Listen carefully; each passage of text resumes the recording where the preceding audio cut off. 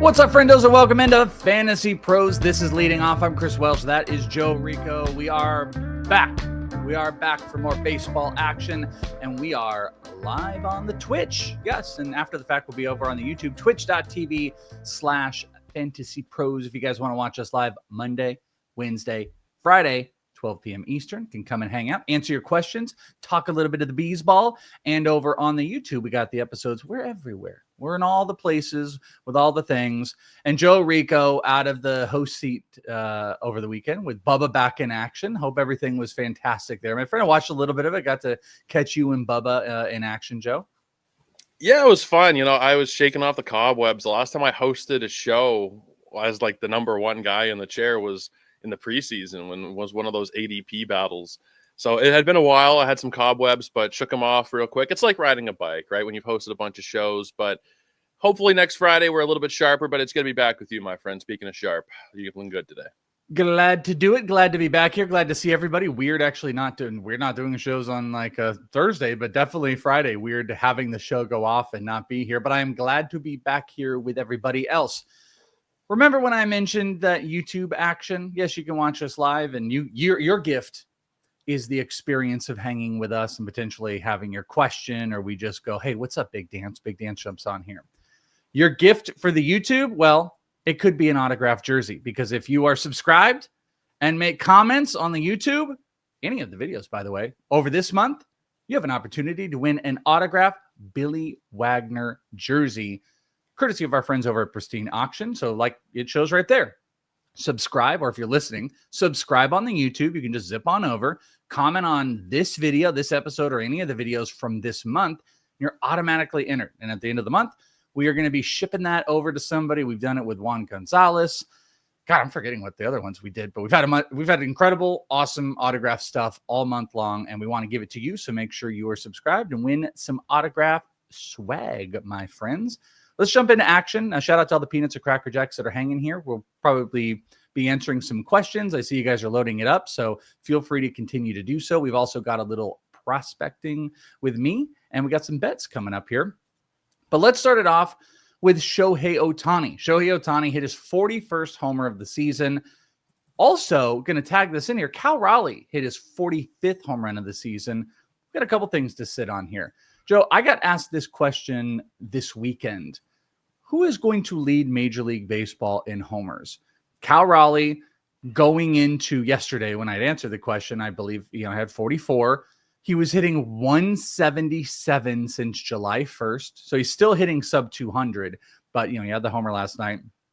Ohtani had been hitting around 260. I think my number was from July 1st. Ohtani had 11 homers. I believe it's now at 12, hitting around the 260 marker. Cal's there. Judge is a little bit further behind just because he's missed time. And my pick was Kyle Schwarber. Kyle Schwarber, who has been hitting mid 260s, has the most at least going into last night, had the most homers of anybody since July. That actually still is correct, but he was tied for the most homers of anybody since June. So he had been going nuts. But Ohtani and Cal Raleigh add to the number. Who do you think is going to be our home run leader at the end of the year? I have a hard time going against Cal. I know a couple weeks ago we did the Betting Pro show, and I said that there was like a plus 1,600, plus 1,700 line on Aaron Judge to lead majors in home runs. He hasn't hit one since he's returned, and Cal Raleigh hit one in every game of the Tampa series over the weekend. I think it's going to be him. At this point, he's got 45. Any of these guys are capable of going super hot for a couple of weeks. It's in all of their MO. Schwarber can hit 7 over a weekend, and the same thing with Judge. If we're looking at this a week from now and Judge has 44 homers and he's right there, it wouldn't surprise me. But I think you got to go with Raleigh at this point. He's got a 4 lead right now. If you're looking at like the American League home run lead, he's almost essentially got it wrapped up unless you think Judge is going to come back. But I would bet on Raleigh as of today to lead the majors in homers, I think. I mean, Judge definitely can, like you said. My only problem with Raleigh is just he's hitting sub 200 for over a month. Like he is still, he's still just cranking homers out, big dumper still dumping. But, like it could simmer back down a little bit. I think Schwarber is as hot as can be right now, but Ohtani is right there. He just hit that. I just thought it was an interesting question. Not something I fully really thought about. Another funny thing happened. I don't get this. So you tell me, you went viral this weekend, and you went viral for an absolutely nothing burger to me. And no offense to you, like Oh, no. when you told me about it, but you essentially what you were like, Shohei Ohtani is going to be MVP. And apparently that got like 20 plus thousand people just liking it and going at it. So tell us about the viral thing and what was the chaos surrounded around simply saying Ohtani is going to be MVP in NL? What a hot take. It's so stupid, man. Like, I used to spend hours every evening writing detailed notes, and none of those ever go viral. And it's just one stupid tweet I sent off the other night. I just said, the only player in MVP, and well, here's the verbatim what I said. 12 players in MLB history have won 3 MVP awards. There's only one who has at least 4, and that's Barry Bonds. That is until Shohei Ohtani waltzes his way to his 4th this season, and he'll have done it over a span of just 5 years. He's going to win 4 MVPs in 5 years. No player in Major League history has 4 other than Barry Bonds. But this tweet went crazy. FanDuel Sportsbook retweeted it this morning. I don't understand it. It's always the little stupid ones that take 5 seconds. But people love Shohei. People love Shohei content. That's why some people will get mad. Why is MLB only posting Shohei Ohtani? That's the stuff that does tend to fly around the internet. That's the stuff that sells. So, yeah, Ohtani sells. I think it's like all of it. The MVP races are kind of interesting. The NL is really not. Like, they tried to do this little, like, you know, hey, Kyle Schwarber's kind of involved. And it's like, he's not. Like, it's Ohtani. Ohtani is also pitching, you know, going 5 innings and hitting homers and saying, like, oh, you struggled on the mound and then you hit a homer. Like, there's nothing we can do about that. Plus, yeah, Dodgers are kind of getting hot again a little bit. Like, you know, I have not given them the credit. Another thing I'm dealing with this weekend and some shows was like, first off, you have the Milwaukee Brewers, who are on paper the best team in baseball. I was asked that question. I think on paper, yes, they are.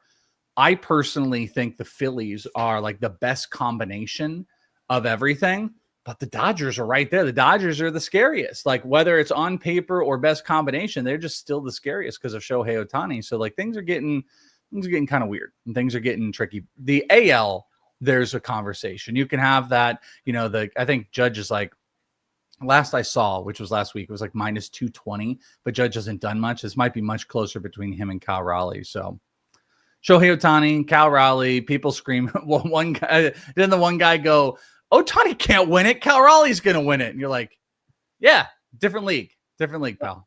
The commenters were not kind to him, and neither was I, really. But, you know, that's what happens when you come into my comments and you say hilariously stupid things like that. It is pretty dumb. Justin Verlander notched his 3,500 career strikeout, putting him in, I think he was the 10th pitcher. Yeah, so that would put him in 10th place to reach 3,500 strikeouts. And he's like 11 away from, I believe, passing Walter Johnson. So, you know, top 10 strikeouts of all time. Wasn't great on his performance. And he's talking after the game too, like, oh, my stuff is still out there. Any thoughts on Justin? I mean, he's a first ballot Hall of Famer. I don't think we need to see him in baseball anymore. I think he can set sail off. Him and Kate Upton can go live a happy life because, I mean, he's got a 4.5 ERA. It could be, I suppose, a lot worse, you know. Dylan Cease had a worse ERA and he was still pitching, so I think things could be worse. But Verlander, not so great, but incredible career, 3,500 career strikeouts. Ridiculous. It almost feels like Tom Brady at the end when you're just pushing for one more season. But at least Brady was really successful those last couple of years. What Justin has done the last couple of seasons, 5.48 ERA last year, 4.53 this season. The strikeouts aren't what they used to be. The command isn't what it used to be. You know, it's funny you mentioned the stuff. It's still above average. 106 stuff rating overall. Yeah. Is very good, but the location plus at 93, pitching plus at 99. He's not the same guy. He's never going to be again. I think this is the last year we're ever going to see Justin Verlander. I'm not sure about the contract stuff. No, he's a free agent after this year too, so it works out with the contract. Just set off on the yacht with Kate Upton somewhere, man. Like, there's no point anymore. There's no point. There's kind of a world, and it's weird, but like we've been blessed with just the new blood. But there's a world where like next season you might lose, like, you know, for us, you know, the last 10, 15 years of baseball, we've grown up around Max Scherzer, Clayton Kershaw, and Verlander. There's a world where they're all 3 are gone. You know, like they're just all gone next season, and they're like those are all Hall of Fame. You sure you're a Hall of Famer? Like Kershaw's no doubt. Verlander, Scherzer is, right? Yeah. 3 Cy Youngs. Yeah. My brain, I had to like think about that for a second. I always think about the guy that came in and struck out 8 in his debut for the Diamondbacks. But like you've got these like, Cy Young pitchers that we've all grown up on, the epitome of it, and then they're gone. But we're blessed with the Paul Skeens and the Drake Skubals, so we don't have to think about any of them. But you want to hear something funny though, Welsh, that I just remembered? So when Max Scherzer was first drafted by the Diamondbacks back in 2004 or something, 2005, we had a mutual friend who was working in minor league baseball at the time, and this mutual friend picked up Max Scherzer from the airport right after he was drafted, and that person was Dan Bespris. Really? Dan picked up? Because he worked. But didn't he work for like the Dodgers? He bounced around a little bit, but I remember Dan telling me that story that he picked up Max Scherzer from the airport. Nobody who's listening knows who Dan is, most likely, unless you're into fantasy basketball. But yeah, our good friend Dan Bespris used to be in minor league baseball, calling games. He was like assistant general manager. Just a little fun fact for any fantasy basketball fans out there. Fabi said, "Are you serious?" Yeah, I'm looking back. What a ridiculously stupid thing to be like. I just had to think about it for half a second. Like my brain shut down. But yeah, I mean, 2 World Series, 3 Cy Youngs, 8 All-Star games. He's like, what is this number? 44 shy of 3,500. So ridiculously stupid of me. So apologies for my stupidity here in it. But yeah, I mean, it's an incredible career that is spanned close to 20 years. And it is 3 Hall of Famers that, we just be without next year. And also, like, bigger question is, are we going to see a lot more pitchers like Justin Verlander and Max Scherzer? Are we going to see those guys with how baseball is changing? I don't know. Crochet in terms of like 200 wins, 3,000 strikeouts, those types of things. I don't think so. Like, what does DeGrom have? 90 something wins. I know he missed time, but it's just impossible at this point. Even, 300 wins used to be the benchmark, right, for the Hall of Fame. And then they had to lower it to 200. I remember Roy Halladay was just over 200. And now it's like guys are going to be in the 120, 130, 140 range. And that's going to be the new, 150 wins. He's a Hall of, that's where we're going to start getting to, I think, eventually. There's going to be a couple guys that are going to push it, Skeen's probably going to have 98 career wins if he stays with the Padres too much longer. But, like Drake Skubal, Garrett Crochet, I think those are guys that can push it. But the problem is I don't think you can look at DeGrom. You've got to look at the new breed of pitchers. And you got to say, like, what is that guy, the longevity? By the way, why is everyone freaking out over the hat? The hat is, this one.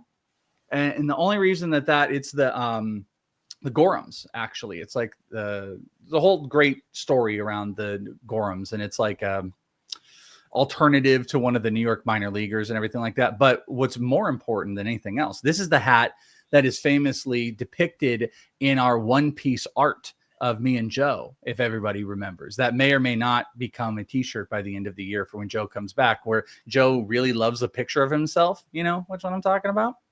You know which one we're talking about. The one where he gets really excited. Right? No, Joe Pisapia. Joe Pisapia. Okay. We did a One Piece bit earlier in the year. So this is the hat. It's just we're backwardsing it today. We're chilling. We're chilling today. A couple bounce backs this weekend. James Wood, 2 for 5, had a pair of doubles. And MacKenzie Gore, nice performance, 3 hits, 6 innings, 10 strikeouts, kind of back with it. Are you back in the good graces of MacKenzie Gore after getting blown up? And are you in the good graces of maybe trusting James Wood after picking it up just a tiny bit? James Wood, I am more bought into. For him, we saw such an amazing start to his career going back to last season. But you are going to see some ups and downs for a young guy. I think he's still 22 years old. So, he was cold as can be for a month or so there, maybe even a little bit longer, but I'm not really worried about him. MacKenzie Gore is interesting because he was facing the Giants, and Bubba posted this on Twitter. The Giants are one of the worst teams against lefties. So, and they're not a great offense to begin with. So I don't know how much I want to read into it. After that start, I did, pick him up in my home league, which is a 10-team head-to-head league after he got dropped. But I don't know if the average person needs to be running to the waiver wire after this start. Because if you look at the way that MacKenzie Gore's career has gone, he does tend to fall apart in the summer months. So it's a good start. I'm kind of interested a little bit. If you have a free space on your roster, sure. I wouldn't drop anybody of note for him, though. Gore's got a 3.88 expected ERA. It's a little bit lower than where he's at. I think that performance definitely helped. The big blow up is the thing that takes him out, but he had 2 back-to-back. He gave up 14 runs in his previous 2 starts against the Astros and A's, and then just kind of refound himself. James Wood, I'd say, he's also still only hitting 200 in August. only. That's it. He's had 2 games where he's picked it back up, but his talent is so absolutely ridiculous that it's hard for us to ignore. A couple others I just threw out here because I thought they were interesting. JoJo Romero picked up his 3rd save of the season, so that has continued to be a nice little pickup in the save market. And Isaac Collins, 3 for 5, 2 runs scored, had a homer against the Mets in like 290. He's just been such a good pickup. If he's still floating out there, great way to kind of balance out your roster, don't you think? Yeah, it's a shame for Isaac Collins. I mean, maybe at this point he's going to make it more of a conversation, but we could be looking at the National League Rookie of the Year at this point if he keeps things up. If you're looking at wins above replacement, he's up there. He's number 1 actually above Drake Baldwin at this point. Wow, he could make that interesting. That's actually impressive if he's already jumped above Baldwin. Van Rod asked Jung-Hoo or Collins. I would say Collins. I'd say Collins for now. Lee has turned things around as well, but I think Collins is who you got to go with in that lineup right now. I mean, the Brewers are the best team in baseball over the last 2 months. Let's answer a couple more questions from our friends here. Fabi, Roman Anthony or Ramon Laureano? I mixed those two. What do you think? And he's asking about just for today in that question? Oh, just today. Yeah, I didn't even see that. That was just today. So it's Christian Javier or Logan Webb as the opposing pitcher. I am taking Christian Javier there. So I'm going Roman Anthony. Yes, sir. I would have done it probably either way. Doyle, Collins, or Marcy, 14-team head-to-head categories OPS. I think I'm going Isaac Collins, but I think all 3 are worthy. In a 14-team league, I think they should all be rostered. But Brenton Doyle, his turnaround in the second half has also been really, really good. Jacob Marcy, my friends. Jacob Marcy doing the business. Shout out to my boy. Shout out to my AFL take 2 years ago. Start Ryan Nelson today. Ryan Nelson today is against the Rangers. And Evaldi. It's a tough. I actually think it's still serviceable. I'm not sure. I can't promise you're going to get your quality start. I think he'll keep them in it. But if you're hunting wins and you got a better options, maybe I'm not foreseeing blow up territory. Yeah, you know what? The more I look at it, the Rangers, last 3 weeks, the Rangers are the 21st ranked offense in the league. Nelson has been consistent. I'm fine with it. You may not get a win. It might be a toss-up there, but 5 innings of good ratios, 4 or 5 strikeouts. I think you're probably going to get that out of him. Question for you, gents. If you have Christian Javier on the IL and Nestor Cortez is the West pitcher in your stable, best maybe? Worst? Yeah, worst, best. There's so many different ways that he's not the best. There's no way he's the best. West Coast, the best coast. Yeah, he said worst. Thank you, Sal. Who you keeping, Cortez or Javier? What a wild ride that was of a question. So if Cortez is the worst, I would dump Cortez for Javier, who's going today. Yeah, I'm fine with it. I don't know. Like Javier did he have the brace procedure or did he have Tommy? He had Tommy John, right? I think it was Tommy John. So you never know what the first couple starts are going to look like. I'm not really that interested in either of them, but I guess it's Javier. But I think there's probably better options on a 10-team waiver wire. Yeah. By the way, shout out to the Peanuts and Cracker Jacks. You guys that are hanging out, we can see we have like cool little animations and stuff when you guys sub in. I know we had a little hype train. JD, Solar Flare resubscribed on the Prime. We got some streaks going on. We got some new followers. Do all the stuff, man. Do all the stuff in the things. Go out there. Give us a follow on here that costs you nothing. If you get the subs, whether it's on Prime, which is free, you get rid of the ads, or you can gift them, or you can do the stuff. Like Van Rod just resubscribed on Prime, so Van Rod's not dealing with anything. Do all the stuff in the things. We'll shout you out. We love you very much. And we've got a killer schedule. I guess we can just do that real quick here. Now, baseball, tapering down in the season, but we've got a big football schedule here as well. We got daily live streams. So we got Best Ball stream coming up later today. Erickson and Tom Strachan. We got Seth Woolcock and Debro Tuesdays and Wednesdays at 2 p.m. Eastern. Thursdays, 5 p.m. Eastern. I'm actually on here with Bogman, I believe, this Thursday. So come and check that out. And then Friday is also 5 p.m. Eastern. We got the schedules. I think it's on Twitch as well. We have daily stuff, lots of other fun things. So make sure you guys are checking us out, subscribed, and hanging out, especially if you're in the football stuff. All right, a couple more questions, and then let's get back to it because we got some prospecting and some bets to go. Is Waldrop worth the pickup? Maybe, might be. Waldrop, I believe it was started throwing more of a sinker, kind of redefined that pitch, which is just settling him out. It's got this, good split finger and stuff. I think it deeper leagues Waldrop is. I'm not sure that I'm running to the wire to try to stream. I might want to pick up and watch first, but Deeper leagues, I'll say probably, but would be a great question to be like, would you rather Waldrop and or? I'm just not 100% sold on any Brave or any of those Waldrops fixing all that stuff. Keeper question, Bregman around 6 or Matt Shaw around 15? It's a good question. I think I'm probably taking the discount on Shaw, but I wouldn't fault you for going Bregman. If it's short keepers, I think I'm going to take Breggies because I think Bregman is a better competitive push. If that was like 4 keepers, if it's 12, I don't know. 12, like having that discount and knowing so many players are taken off the board and getting that high pick would be worth so much more. If that makes sense. So shorter keepers, probably Bregman for win now, though. Drop Simpson for Marsh. Never. No. Unless you don't care about stolen bases. I couldn't do it. Okay, they're perfect. Someone asked about Luke Keeschel, and we're going to talk about him in a second. Some rookie Lookie action. Colson Montgomery is ridiculous. 2 runs scored, a walk, a solo home run against the Guardians. How in are you on Colson Montgomery? Because like I know you said like you're not the biggest prospect guy, and I was kind of beating the table a bit for Colson Montgomery, though there wasn't a lot of stuff that pushes for him, like the minor league metrics and stuff look kind of stinky, and they're not like the most incredible thing here, but he has just been so clutch. But so far 238, but has 9 homers and just over 100 at bats, which is sick. He's got an XBA that's higher, 15% barrel. I love strikeouts are maintaining, and he looks clutch as hell. Is Colson Montgomery an absolute must pick up for you? Yes and no. I don't really buy the power. When you look at what he's done in the minor leagues, 2022 it was 11 home runs, 2023 it was 8 home runs, 2024 18. I don't see him as a guy who is just all of a sudden like this massive power hitter. I think that we're going to see the barrel rate, we're going to see the home run rate come down. What's the home run to fly ball rate right now? It's got to be massive for this guy. So I'm not totally sold. Playing for the White Sox, a lot of swing and miss in this game, not a lot of contact. I think this is just a hot streak that I don't think you really need to worry about in like a 10 or a 12 team league.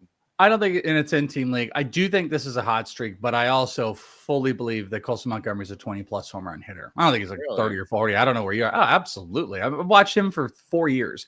Like he's a big ass dude.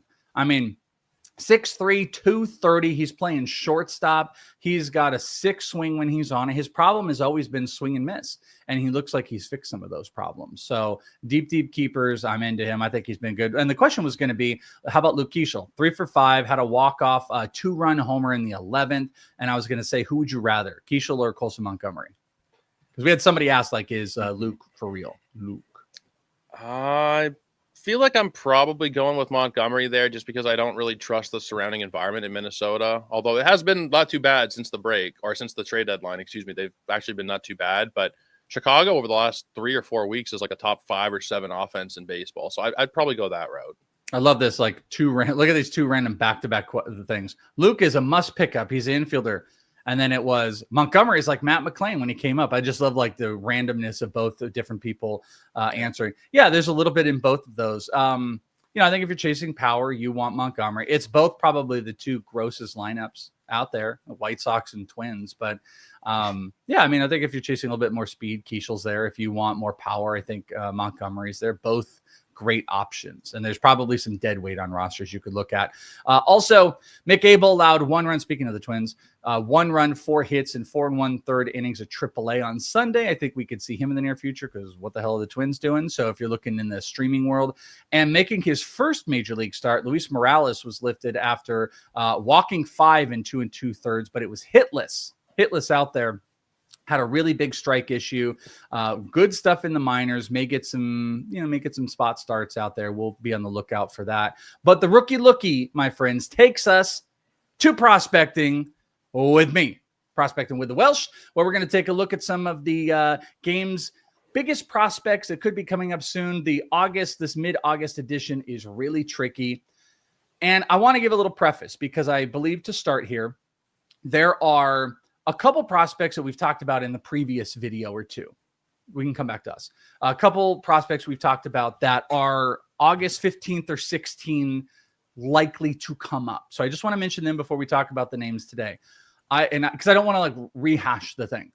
Bryce Eldridge, would be one of the top guys that I would pick up today. August 15th is the designation where a guy cannot lose, or if they come up after August 15th, they cannot lose their designation of rookie eligibility for next year. That's key because teams can control them and then they can have them for a PPI pick or whatever the hell it's called for next season. So August 16th is a critical date. So with that, Bryce Eldridge, I think, is like at the tippy top of one of those guys. I think Carson Williams is another one of those players. Owen Casey, Bubba Chandler, Andrew Painter. Those are all guys that we're paying really close attention to because I think they are way, way more likely than any other prospect to come up on the 16th. So you ask, what are we talking about then? Well, I got 3 prospects that I think are hovering in that line. I don't think they're guaranteed August 16th guys that are going to come up, but I think they're in the conversation. And then I got a couple other lists for you of some players that move up. So let's talk about the first guy. We're going to talk about Samuel Basallo. Samuel Basallo with the Baltimore Orioles. We've had so much conversation about him, Joey. Like, it has been ridiculous. Everyone, where is he? When are we going to get him up? Just this past weekend on Sunday, as a matter of fact, went 2 for 5, had 4 RBIs. He continues to hit. He doesn't continue to make people feel super comfortable defensively. He's got 23 homers in the minors. He's hitting 277, 384 OBP. The underlying stuff, 94 average X velocity, around 94.5 with a 56% hard hit rate. He's getting the ball in the air. I think we are getting to a space now where offensively he's doing all the things. He's checking all the boxes. He doesn't have a 30% strikeout rate. Defensively is a question, but that bat having some progression after August 16th makes a lot of sense with the Orioles. Catcher, I think he could play a little bit of DH. He could play a little bit of first if they want to move him around. I think there's big questions defensively, what they're going to do with him long-term, but the time to figure it out is in about 6 days when you still have him as a rookie next year. So I think there's a high likelihood we could see him. Joe, do you have any thoughts on Samuel Basallo? Very big, popular name, probably someone you're a little bit more familiar with in that Baltimore offense. I think he's a good speculative marker if you missed out on guys like Eldridge, but what do you think? I think in the 2-catcher world, if you're in a league where you have to start 2 catchers, then it does make sense. If we're talking 1-catcher leagues, which does make up the majority of fantasy baseball leagues, it's a lot harder for me to get behind it. I don't know exactly. First of all, the Orioles with their prospects, the way they've handled everybody has been infuriating. When they call them up, they'll play a few games, send them back down. So I don't even know exactly what the usage would be, but he's not taking games away from Adley, or not significant games away from Adley, I don't think. They got Kobe Mayo playing first. Maybe they switch him in and out of the catcher DH spots and kind of go off with Adley. That could be what they do. I think part of me just doesn't trust Baltimore after the last couple of years of seeing how they've kind of mishandled prospects. But I do think in 2-catcher formats, he's worth it. It's just hard for me if somebody's in a 12-team 1-catcher league, because who are you dropping? You're not dropping guys like, Kirk or the Contreras or Ramirez, Perez, Baldwin, Yainer Diaz has picked it up. It's a lot harder for me in those 1-catcher leagues, but 2-catcher formats, fill your boots. Go ahead. No problem. And I think the thing to look for is I don't expect him to come up and play catcher. So I'm expecting a guy that they're bringing him up. They're going to be up to play every day. So you can put him at your util. You can put him at catcher. And if the bat gets hot in that lineup, that's where things get really exciting. That's my excitement around it. I don't strictly look at this as a catcher thing, but if you also, we're in the time of year where it's not worth holding on to catchers that continuously struggle and don't give you any offensive stats. I think you can have a higher turnstile. So be on the lookout for Samuel Basallo after some of those big names. Couple pitchers to take a look at. How about Quinn Mathews? Quinn Mathews, weird, ridiculous year. We thought this guy could have really been up at the beginning of the season. Had kind of a nasty fall off.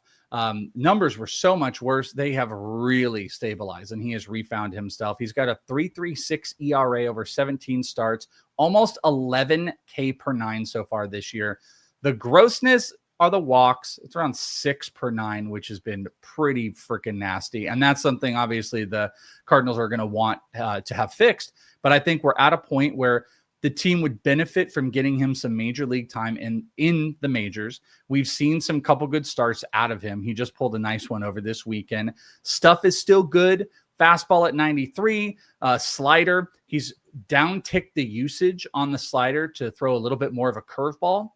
And I think that pitch mix is going to work in the majors. And I think we're going to see him here soon. So pinning the matchup, like if the Cardinals are going over against the Dodgers, hard pass. But if they're not, I think Quinn Mathews could definitely be someone we look at streaming. And then finally, and then I'm going to give you a couple side names here. Let's talk about Nolan McLean with the New York Mets. The New York Mets have a few starting pitchers. As a matter of fact, they just sent some players up to AAA. Brandon Sprott has kind of refound himself a little bit, which I think has been absolutely critical for his maturation. And he would have been a guy I would have said much early on. But we're going to talk about Nolan McLean because he has been almost unhittable. This is a former two-way player not too long ago. McLean, a 2.46 ERA through 20 games pitched so far this year. He's got just under a 10K per 9. Walks are pretty manageable. Does not give up homers. Has one of the nastiest sliders, I want to call it a sweeper, in the minors right now. He uses that pitch a lot, around 28% of the time. He gets strikeouts on it. He throws 95. It could be a bullpen thing, but I think if they're going to go to any spot starts, which this team is a sinking ship, the New York Mets, worst team in baseball through the last 10 games, 1-9, that they might need to jolt this. And I think to do that is to bring up some live pitching. And I think Nolan McLean is that guy. I think he would have big strikeouts. You know what? It would actually be, I think it could be reminiscent to a Max Scherzer debut. 4 or 5 innings, 8-9 strikeouts. His sweeper's unhittable with a power fastball. I really like Nolan McLean. He's been pitching at AAA the majority of the season. You know, he's been up there for a long time. So I think after his 15 games pitched in AAA, we could see him here soon. These are not the most likely of the August 16th are called up, but those 3 players in Quinn Mathews, Nolan McLean, and Samuel Basallo, I do think we could see. And then the final thing I just want to leave you with is we had a handful of players that just moved up to AAA. And what that does is it doesn't guarantee anything, but it definitely puts players on the radar that in a snap, they could be called up to the majors. And I thought there were some interesting ones. Number 1 being Travis Basallo, Joe. Travis Basallo missed time, played out here for a little bit. I think the maturation of what they would want out of him has slowed, but they're moving him up. The rest of the class has all gotten to the majors. He's in AAA now. He has an incredible OBP. I don't think it's out of pocket that we see him. I'm not guaranteeing it. I think it's more likely for the AFL, but he's up at AAA. We could see him in a couple weeks if they really wanted to. If Basallo got called up, would you make a waiver claim on Travis Basallo? I probably would, and I'm a deeper league player. I play in a lot of 15-team mixed roto leagues. I'm picking him up in those spots, or at least speculating on him. Cleveland's been better as an offense over the last month or so. They have a 108 WRC plus. As much as they've been bad for the season as a whole, they've kind of turned things around recently. So I feel like if he does get called up, that would be something I am kind of interested in. Where do you think he would play? Do you think he would take over for Orrico, or how do you think that would shake out playing time wise? Yeah, I mean, I think they would want him to go over and play second. I think that's where he would slide into. And I think these are not likely. It's just they're moving up to AAA. So I think you have to pay attention. 2 others I'm going to throw at you. Carson Benj has been incredible. It's another Met. They made their moves. I'm not sure that they do it, but if there's any injury, Benj going up to AAA, he has been one of the best in the minor leagues. I love him. Some are talking about him as a top, not just 50, but maybe top 25 prospect in baseball. And then Peyton Tolley. Now I put Peyton Tolley on here. He did get hit up a little bit, I believe, in his first AAA debut. But again, you're looking for a jolt into your pitching staff. If you have any more injuries, Tolley is somebody that could instantly help the Red Sox. Now up at AAA, I do think there's a possibility. All of these possibilities after August 15th. So all of them will still have prospect eligibility next year. So then they would vie for an extra pick and control. That's how it goes. So there you go. That is prospecting with me, the Welsh, to end this bad boy out. Got a couple more of these this season until we get into September. Prospecting with the Welsh. I know everybody likes Joe's version. Let's hear it, Joe. Let's hear your version of prospecting with the Welsh. I can't do it. No, you nailed it. Like you guys. Did I? No, you didn't. But no? You did a great job. You did great, pal. Guys in Toronto don't tend to have good Southern accents. What can I say? You did really good. All right, 3 up and 3 down. Up, Sonny Gray, that might be a reason Quinn Mathews isn't up. 7 innings, 1 run ball, striking out 7, picked up the dub against the Cubs. Spencer Steer, 3 for 5 with a homer and 4 RBIs. And Kyle Manzardo, 2 for 4, 2 homers, had 7 homers over the past month. He just like vanishes, and then it's just like poof, just here's 5 homers in like a week, and then he just goes away again. He's like the Groundhog's Day. You're just like, oh, okay, 7 more weeks of summer or whatever it is. Kyle Manzardo's weird, dude. I would love consistency out of him next year. He was so great in April. He was one of those hot first base pickups that everybody was jumping all over. It hasn't worked out. Like, he has 34 runs this season despite having 20 homers, but we've definitely seen flashes. Isn't that ridiculous? That's dumb. That's super dumb. Like, if I want to see like 600 at bats. I want him to have like 32 homers and have like 35 runs. I love that stuff. He's up and down, man. Like April, 130 WRC plus, May 74, and then 106, 157, 206. Overall, I think he's going to be a really good ball player once he gets the consistency stuff figured out. My dude, on the down, Jack Kochanowicz lasted only 3 innings, allowed 6 earned runs on 9 hits against the Tigers. Wah, wah. Quinn Priester roughed up 6 earned runs, 10 hits against the Mets, and Slade Cecconi gave up 5 earned runs. Just real quick on Quinn Priester, I've been calling him a unicorn because nothing makes sense with him. Like the level of good that he's been has not made any sense to me. Now I want to look and see what that game changed, because he's not like a high strikeout guy. He has some walk issues as well. His ERA did boost up. It's all still respectable. 3.49 ERA, 3.75 expected ERA, but barrel percentage creeping up a little bit. Hard hits creeping up. He's got like a 11 K minus walk percentage, which just isn't really good. Like fastball's okay. Like, are you a buyer, or do you think this is like I loosely say buyer? Like, do you believe in Quinn Priester still? He'll continue his unicorn status, or is this the death of the unicorn? Shout out to that movie that I just watched, and that like he's going to come back down to earth with some of those bad metrics. Some of the stuff under the surface doesn't really excite me. I think that he has been kind of like his teammate Jose Quintana. Both of them have pretty mediocre numbers, and they've both been very good this year, and there's no real reason for it. I'd be more inclined to think that he is somebody that you can stream in and out of your lineup. I'm not looking at the schedule right now, but he's somebody where I wouldn't feel bad sitting him in bad matchups. The next one comes at Cincinnati. So I guess coming off of this one, would you start him at Cincinnati? I don't know. It's tricky. It's a tricky one. Yeah, Brewers paper, best team in baseball. I'm a little dicey about it. Just like if I'm hugging ratios, I might sit that one and just see if he reestablishes himself. It just depends. Everyone's leagues are so different. Like, one start can ruin everything. And it's like, if I'm in that place, I might be like really, really picky about some of the starts. And I think I'm a little worried we might be in for a little bit of a bumpy road for Quinn Priester, but we'll see. He might just bounce back from it. Let's go to some injuries. Bobby Witt did not play on Sunday due to back stiffness. No bueno. Let's watch that. Ronald Acuna has progressed to doing sprints and outfield drills.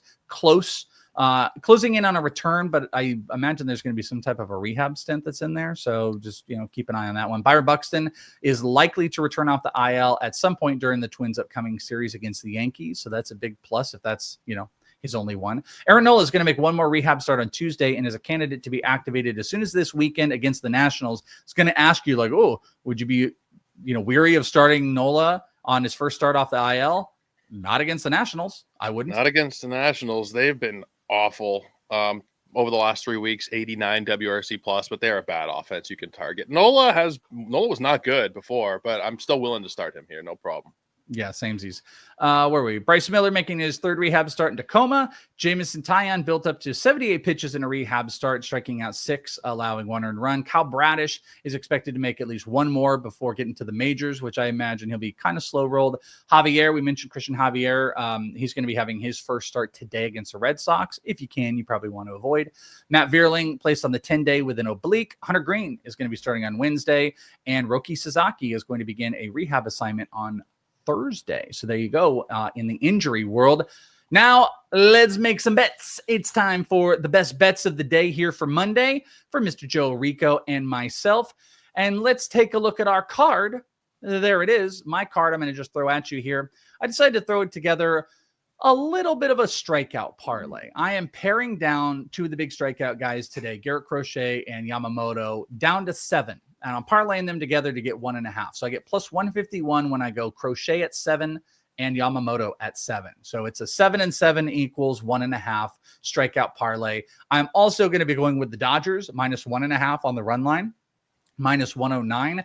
And then I am team Schwarber. I mentioned at the top of the show, I think, Schwarber is he's on a great run, that 265 or right in the 260 range he's hit since July 1st. He's most homers since June, most homers since July. Both of those numbers, he just continues to go. And I think he's in a good spot today. And you're getting a little bit of plus money, plus 105 on 2 total bases for the Schwarbies going up against a righty. So that's my card. Joe Rico, what do you got for today?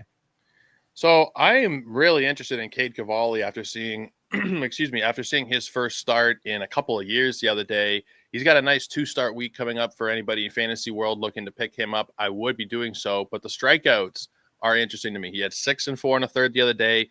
You can get, now this is an alt line because the actual line was like -3.5 and it was -180 or something, -175. Yeah. So I played it up to to 5+ strikeouts, and you're getting that at plus 136. He's facing a Royals team that does not strike out a lot, so that's something you have to be wary of. But I think 5 is a relatively low number that you shouldn't worry too much about him hitting. Based on what we saw in that first start. Stuff looked really good. I'm excited. Philadelphia and Cincinnati over 9.5 runs. We got Taijuan Walker and Andrew Abbott in this one. Abbott has been very good as a whole this year, but we've started to see him come back down to earth a little bit.